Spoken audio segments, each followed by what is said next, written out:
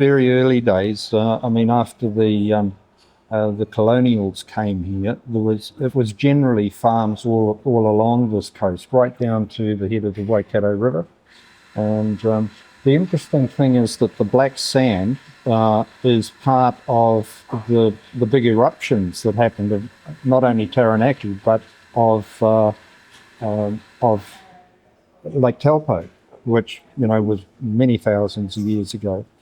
And the interesting thing is that the Waikato River, had actually 4 different outlets before it came here. So there was out the way of the Mohaka River, out through the Firth of Thames, Waiuku. The river used to come through Waiuku, and when I was involved with the council and doing some of the work that was in there, you still used to see the shells when you were digging any of the road that the river had come through.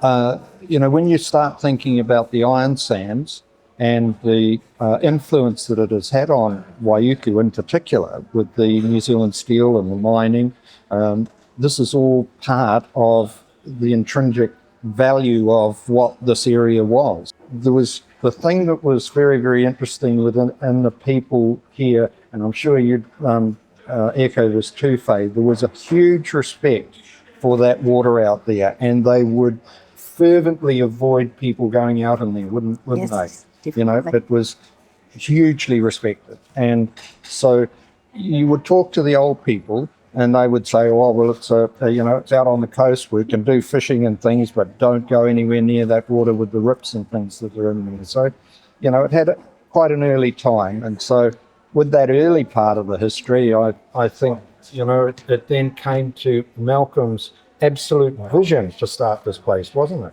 It was, yes. That's all he talked about and all he dreamed about was... Malcolm was a builder in Waiuku. This was very highly sought after for horse training, and this Clyde Conway that Mike is talking about had a very, very successful. It was the thoroughbred, wasn't it? Yeah. And the horse training and not so much trotting horses or standard breds, but the thoroughbreds. It's been still right up until this day. You'll see the horses out here. The biggest catch that we used to get down here were mullet, and sometimes they would catch up to 200 fish in one haul. And Mairi's grandfather, used to have a smokehouse that would smoke 80 fish at a time.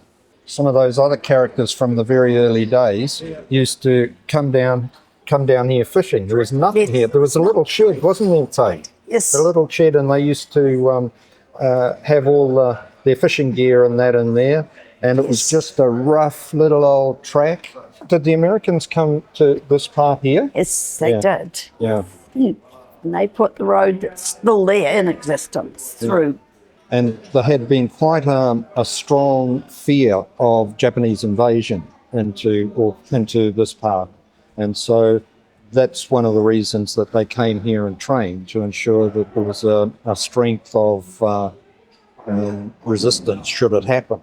But it never did, thank goodness. But further up the coast, there were gun emplacements. I sort of felt that I'd like to come back to Malcolm and sort of the vision that he had to set this place up, because with the greatest love, Fay, he used to rave on it about it all the time, didn't he? He had this vision. Yeah, he had this vision. So was it government-owned land or iwi land? Well, it's government, isn't it? Or is it... I thought it was, but they had is a it still strong... under 99-year lease, isn't it? Yeah, something like that, I think, 101 years. But it's... the iwi had a very strong saying in it, and of course, very, very traditional, Fay, wasn't it? Yes. And very respected sort of land. Yeah.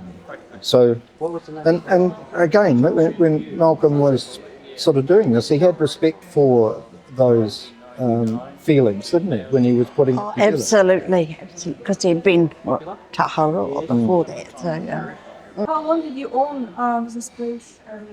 Own KPs. From 1991.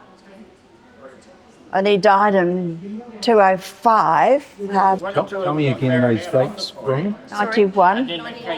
Yeah. So that was when it was built. Mostly. Yes. Well, I don't know if it's Right actually around 1991. That's when Dad started the company. Stand on the net right around. When KP started. Changed a bit since I was here.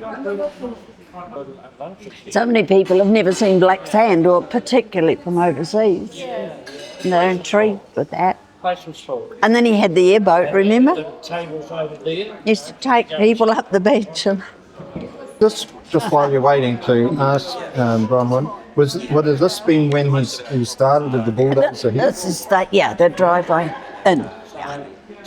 There's Malcolm on the end there. Trying to put, Getting them Right. aboard. Yeah, and that's very that's from a hang glider. They used to give us lots of photos, the hang gliders. It was That wonderful. ball is out there. You'd hear them Yeah. when you probably have heard them too. You know, their music and everything. They're just out here. Then of course, Gavin again saw the vision here and started to. Did Gavin Shine buy the building of Malcolm? Yes. Yeah. And saw that vision, started making some of the little chalets, went further up, and I mean that part of the history you pretty well know about. Again, it's a series of visionaries, that have come through and made this property what it is today.